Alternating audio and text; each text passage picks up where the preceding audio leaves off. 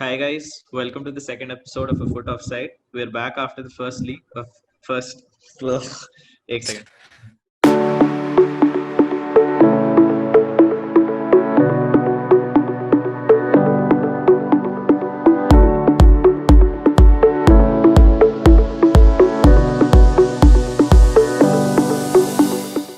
Hi guys, welcome to the second episode of A Foot Offside.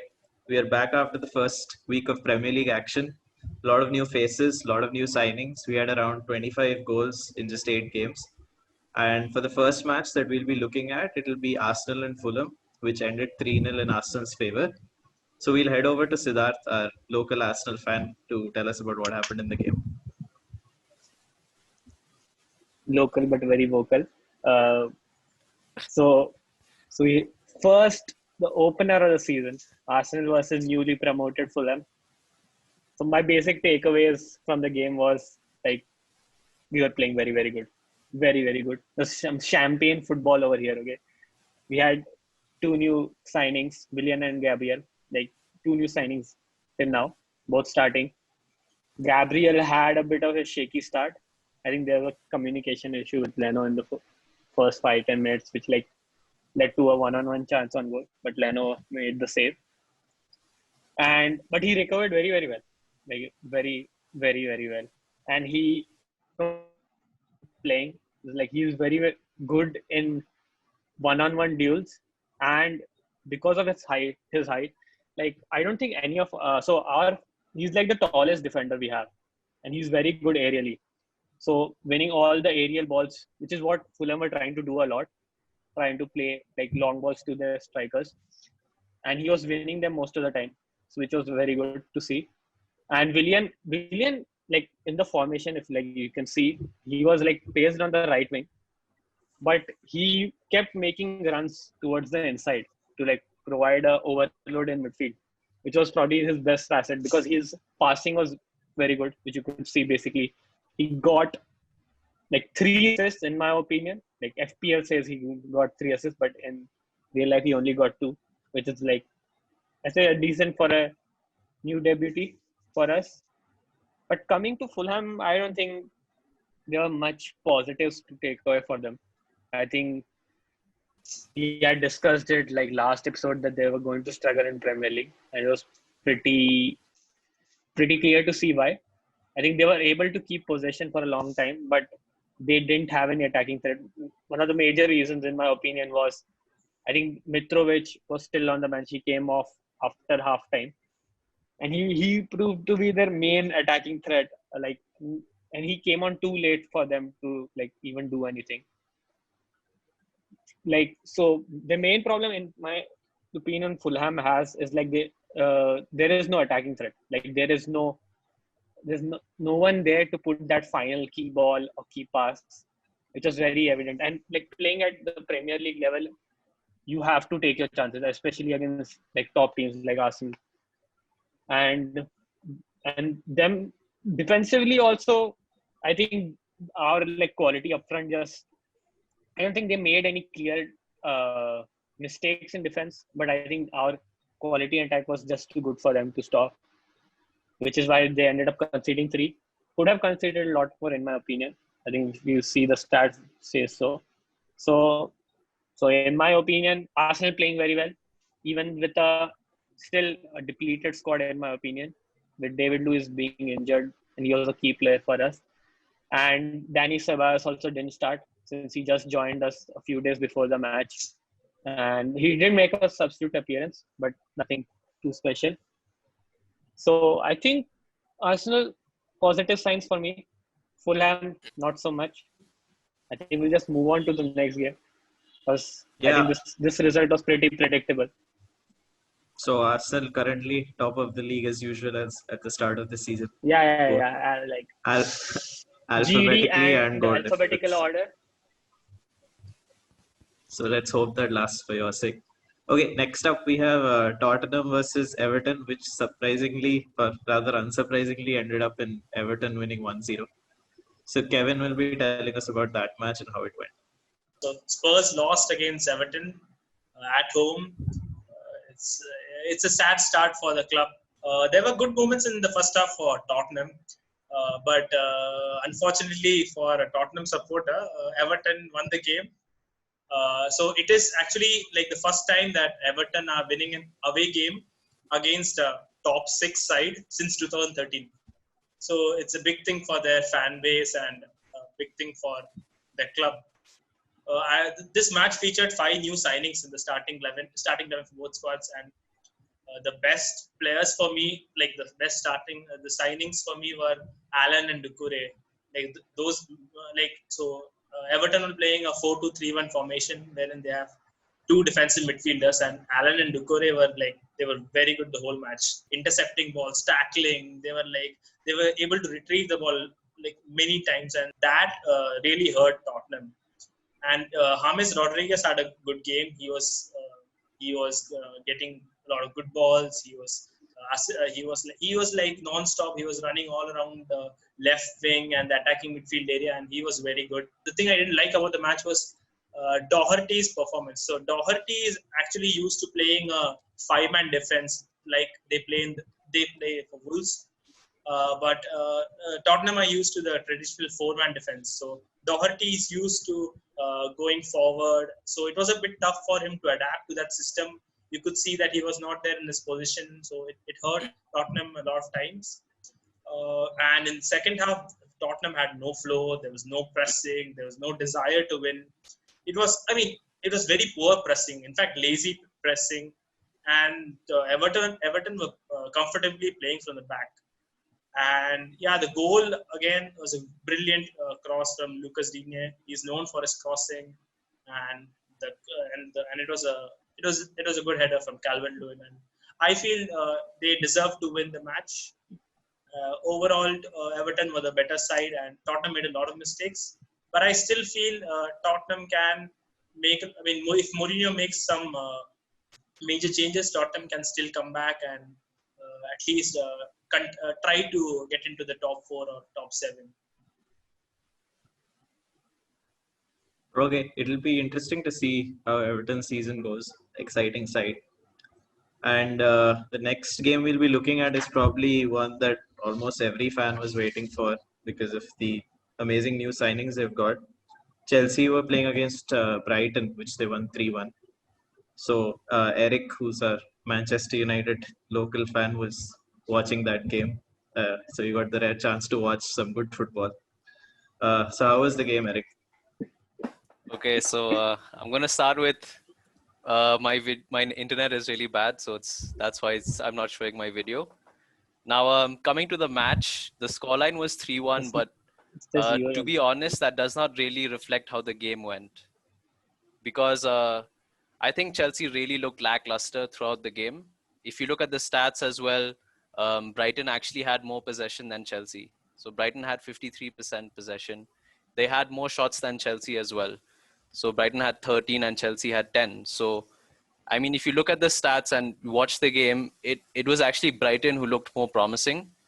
But, given that this is the first match of the season and how the preseason didn't really exist this time, it's sort of, I think you can excuse Chelsea for that. And, they've signed a lot of new players. So it's going to take some time for all the players to gel. But, I mean, if you look at how the goals were scored, like Chelsea scored 3 goals. The first goal was a penalty. And, I'm a United fan, so like I'm not going to take anything away from a pen. A goal is a goal. But I mean, it was not from open play. The third goal also was from a corner, which was again not from open play. And the second goal, which was sort of it was a worldie from Reece James. So, I mean, it didn't really look like Chelsea were creating much, to be honest. That's my only criticism. But it's still first game of the season. They have a lot of good players. A lot of their new players haven't even played yet. Ziyech didn't play. Pulisic wasn't playing. Thiago Silva wasn't playing as well. So I think it's going to get better. And coming to Brighton side, I think they did play pretty well. It was against a good, strong Chelsea side. So I think it's a very promising start for them. And coming to the individual performances, I think I'm going to have to start with Frank Lampard itself because, like Callum Hudson-Odoi was the only fit winger there, which was available. And for some reason, he chose to start Ruben Loftus-Cheek, which I think was surprising to a lot of people. And Ruben Loftus-Cheek had a very, very poor game.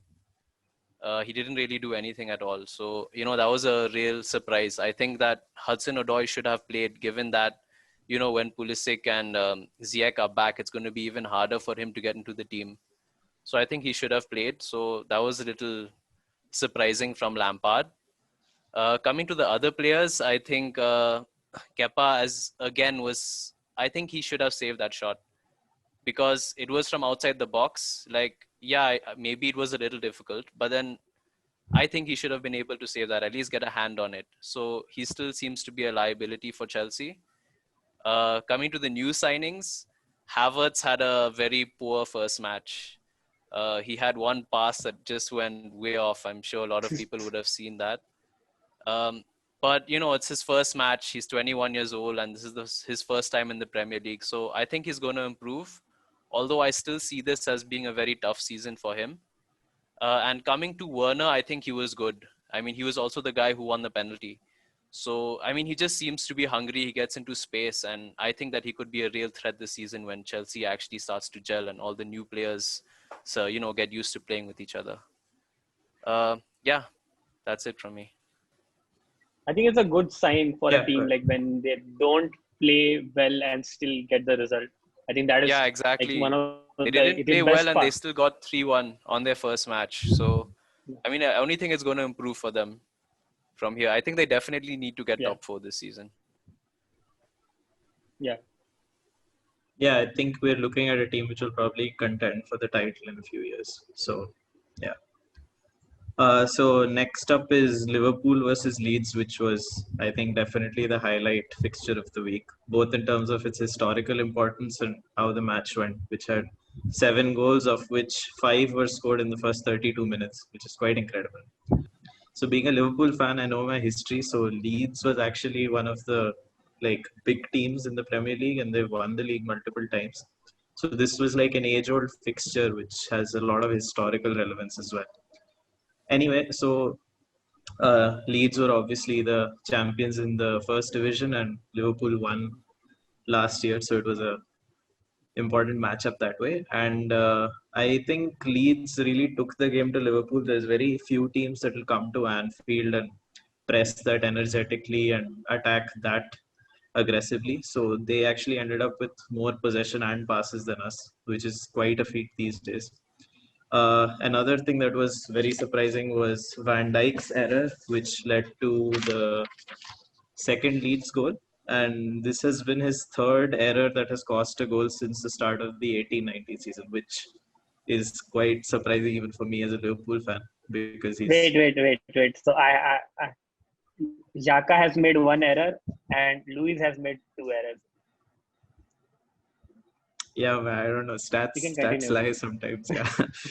So anyway, it's slightly surprising, but given how we were defending towards the end of last season and how we've been in preseason, I think we do need improvement in the back line, because even Joe Gomez had a bad game. Alexander Arnold was pretty bad, actually, even going forward. The only person who played very well in the defense was Robertson.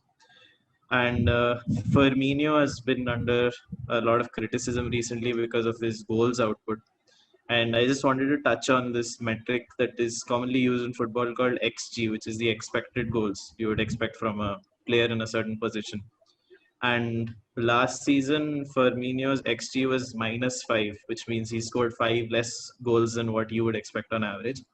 So the criticisms are fairly true, I think, to some extent, and Liverpool could maybe do with a better goal output from him, because if Salah and Mane don't score as prolifically as they do, then we're definitely in for a trouble against teams who can really take the game to us, and if our defense isn't as solid as it used to be. So I think for Leeds, they have a lot of positives to take. I mean, they're a very well-organized side. They attack very well together, and they have genuine quality up front.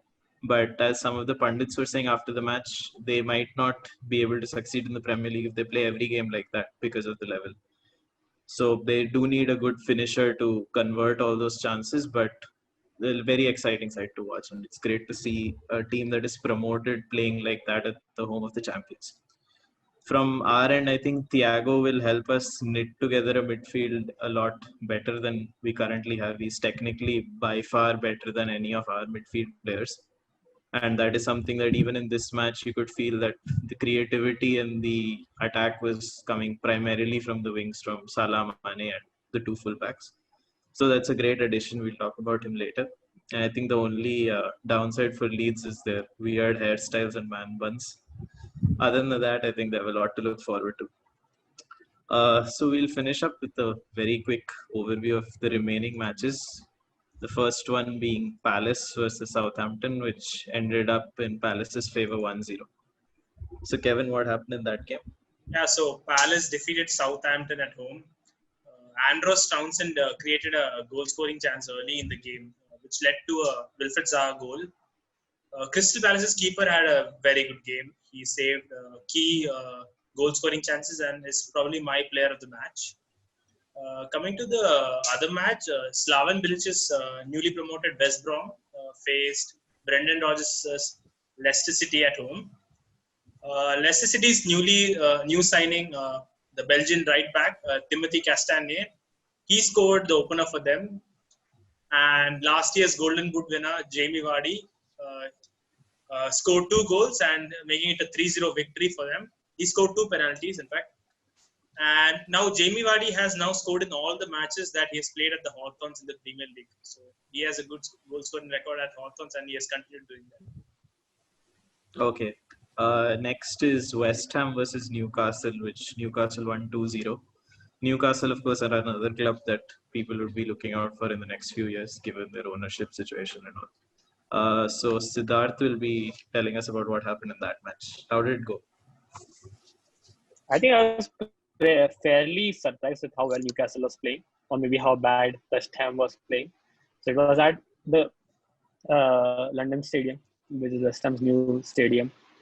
And both the new boys for Newcastle ended up scoring, Callum Wilson and Jeff Hendricks. Callum Wilson, coming in from the relegated side, Bournemouth, and Jeff Hendricks from Burnley. I think I'm a big fan of Anand Saint-Maxime. I think he was by far the best player on the pitch. And I think in a few years, I think probably one of the bigger teams will take him up. He's, a very good dribbler, and he was creating so many chances. And West Ham just looked flat, in my opinion. It was very, very flat.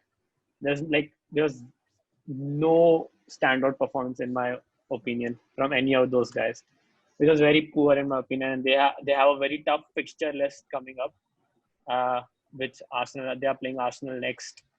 They have Wolves, then Leicester away, then Tottenham away, then City at home, then Liverpool away. So I don't think in the first 7 games that are going to pick up any points based on their fixture list. And this was probably the only game I think they could have won. So it's worrying signs for West Ham and David Moyes. And I think the other game, which I'll cover quickly, was Sheffield versus Wolves. I think there are 2 very good sides. Sheffield didn't start really well. I think in the first 6 minutes, Wolves ended up scoring twice. And Wolves are not a team who scores that many goals early on. They have a very good record from coming back and winning.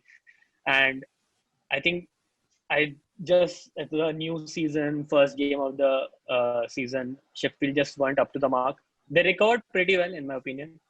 None of their new signing, I think, had a start. But Wolves obviously defended very well afterwards.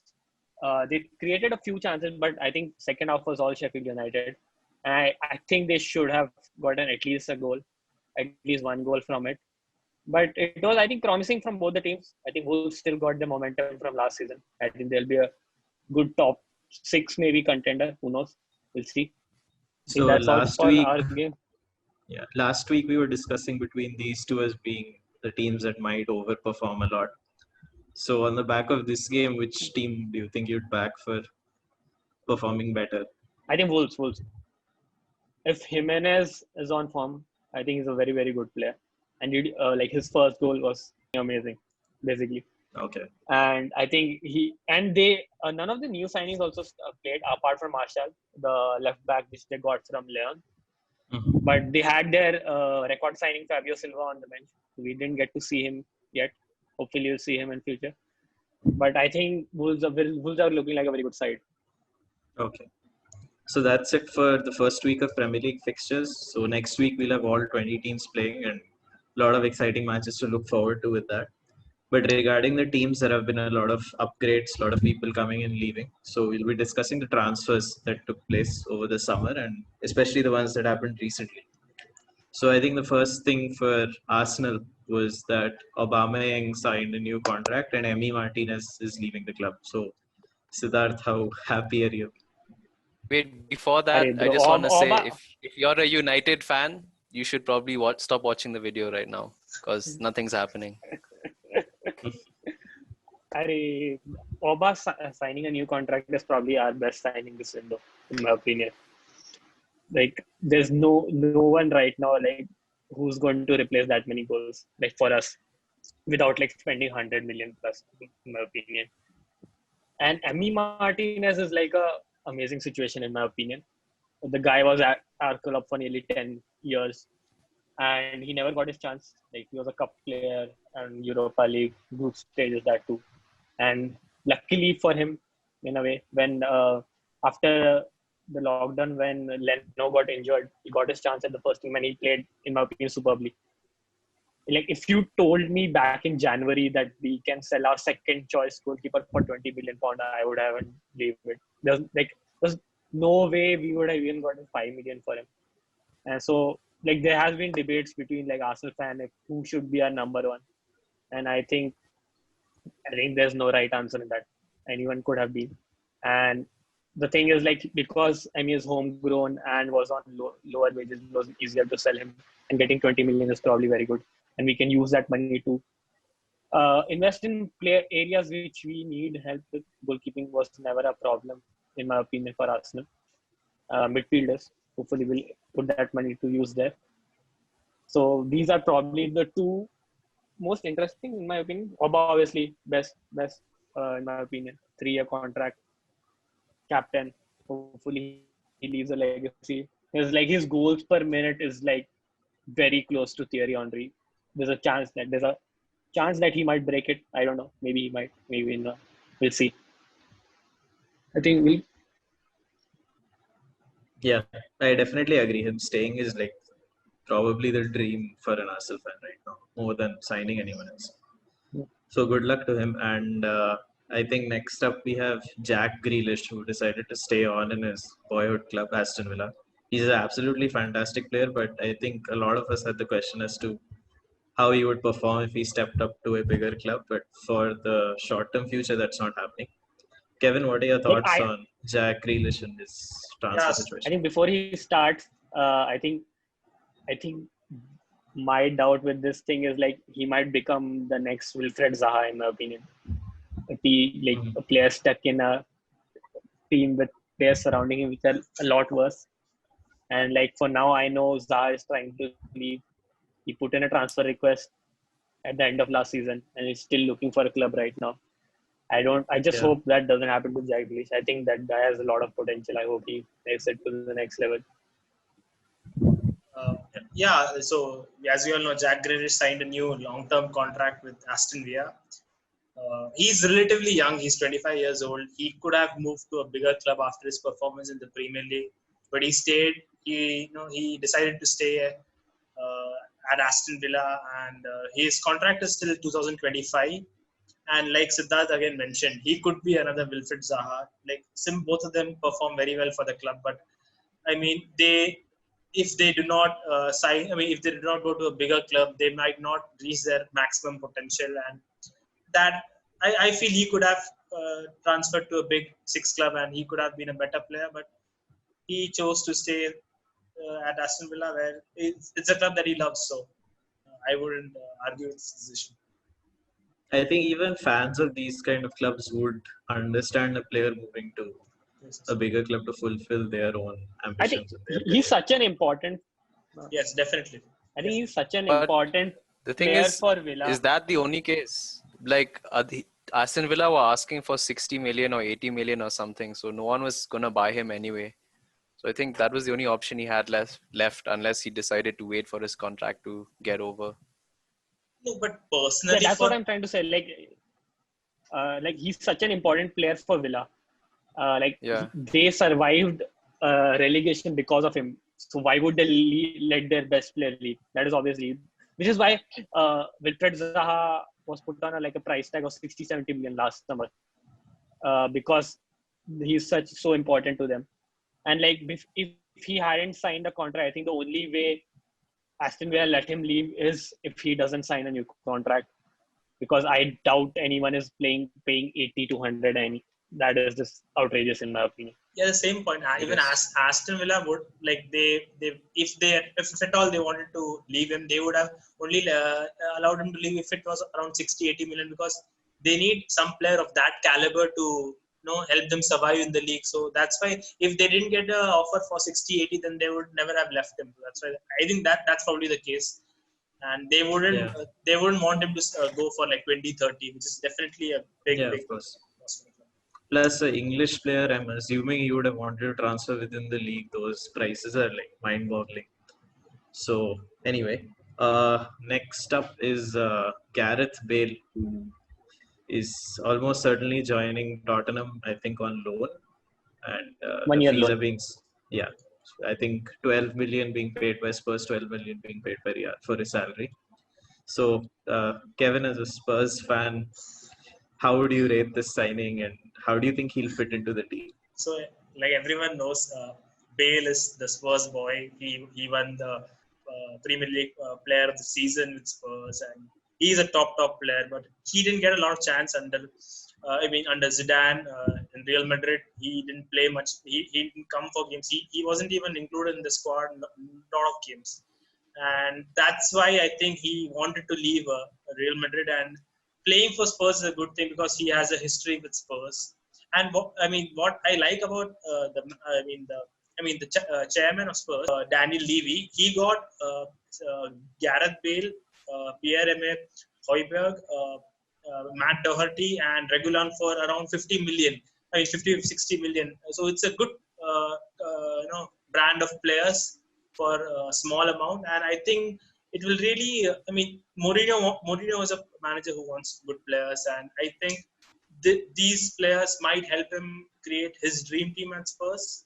So I feel it's a very good thing for the club, and they really needed some major changes, and I hope these guys do well for the club.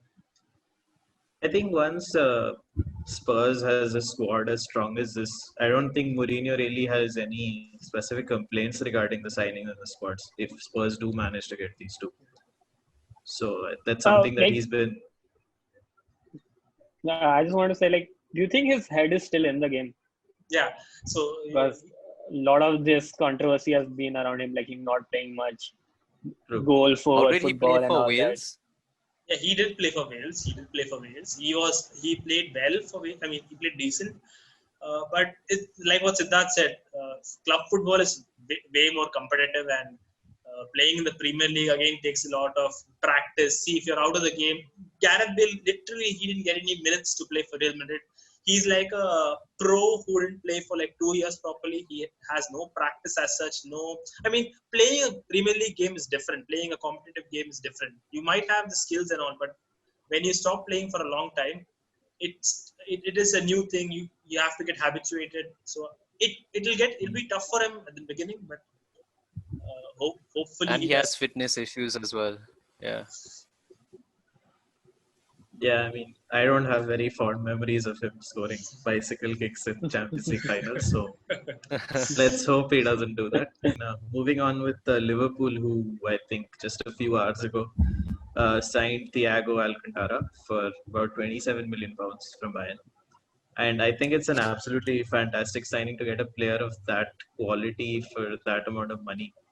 And before talking about the player itself, I think ever since Liverpool went for Van Dijk when there were allegations about illegal communication with transfer targets and all that, they've been very good with their business. Like I, as a fan myself, don't know a lot of times till a player gets signed. For example, with Fabinho, I think the news that they were looking for him came a few days before the deal was done. So they've been really good with this as well. I think 30 million for Thiago is like fantastic. He's played for Barca, he's played for Bayern under Pep. So in terms of his technical ability, he's, I think, right there with the top midfielders of the world in his position.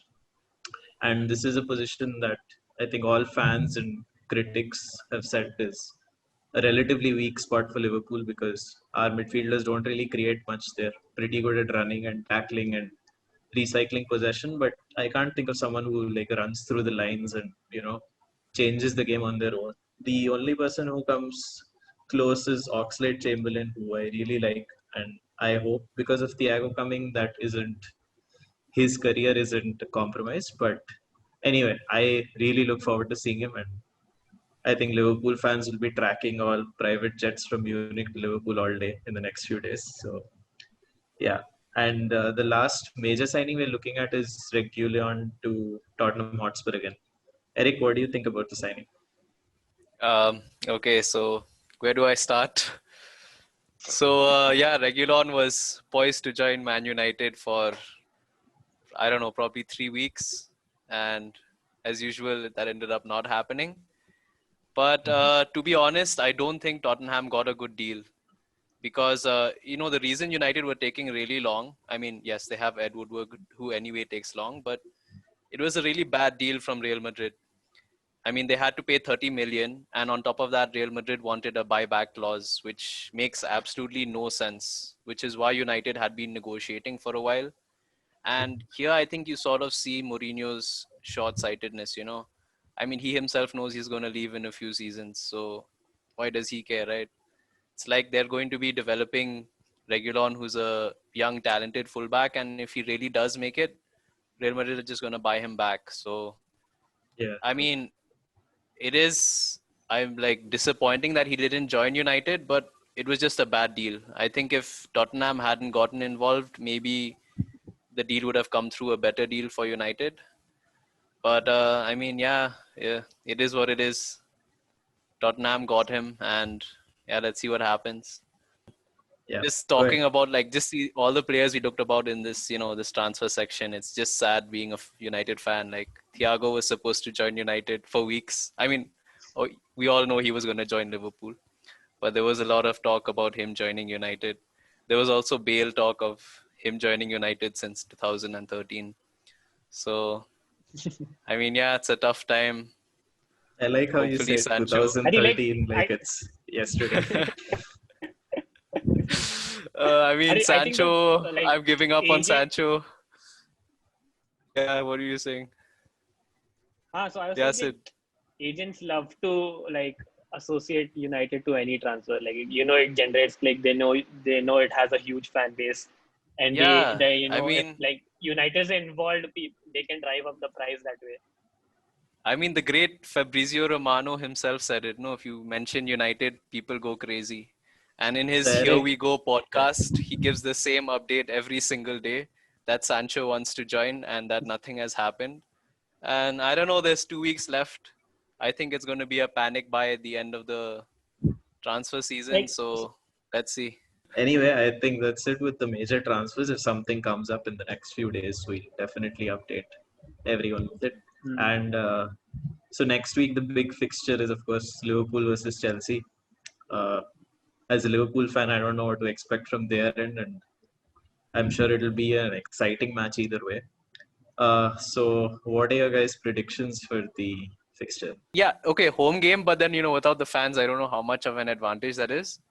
But Chelsea has a lot of firepower. But, judging from the last game, I don't think they're all going to gel that well. So I think later in the season, this would have been a really interesting one. But for me right Yep. now, I think Liverpool's going to win it. Yeah, same. I think with Liverpool, the Score? major issue. Score, Liverpool 2-0. Okay, same as last season at Stamford Bridge. And I think for Liverpool, the major problem is that teams, especially, they sit deep and play balls through behind the fullback and centre back, and that's been, I think, the most common way for us to concede our goals. Similar to how Leeds scored their first goal by cutting inside from the left wing. I think those are the major issues for Liverpool. If they can shore up their back line, I honestly don't see how Chelsea could break through, especially because I doubt their players have too much chemistry, considering most of the team is relatively new, playing with each other. So I think I'll go for about the same scoreline, 2-0 or maybe 2-1. I don't see Chelsea coming on top against Liverpool. I mean, for the same reasons, they are a relatively new bunch of players. If you see Werner's interview after the match, he mentioned that he had never played against such big guys in the Premier League. Like it was how it was different for him. And I still feel it'll take some time for him to adapt. And I don't think the new players will start firing right away. And Liverpool more or less a similar squad from the winning after winning Premier League. I see Liverpool winning 2-0. I was yeah. I was amused when I read about the Werner thing because he's played against Boateng and Nicolas Sule, and Sule looks like and two Hummels guys in also. one. So I don't know. Yeah. Yeah, I think. And he is yet to come memory against is- Burnley, bro. Yeah, Burnley is a so side who like to defend well, who like to keep a clean sheet, like very solid defense. And it'll be fun to see such players play against such different types of football. I think for me, I also think Liverpool is going to win. And the previous Chelsea performance was not very I didn't leave me very optimistic about the result as well. If it'd be nice to see Thiago Silva, I think he might play. Thiago Alcantara will probably not play. Thiago Alcantara can only play if he's registered by Friday noon. So I yet don't to think see that's what happens with that. No, not. Silva, we'll see how he's 36 obviously. There's the pace problem of Premier League. We'll see how he manages Salah, Mane and all. And I think in the Brighton game also they look pretty shaky defensively, and there's still the problem of Kepa, which hasn't been solved yet. Liverpool, I think, might still concede one. I think they also didn't look that great. Even I don't have faith in. I think it's going to be I wouldn't be 3-1 surprised if I wouldn't be surprised if Chelsea score. But I don't see Chelsea winning for sure either way. Yeah. Winning is pretty difficult right now. Yeah.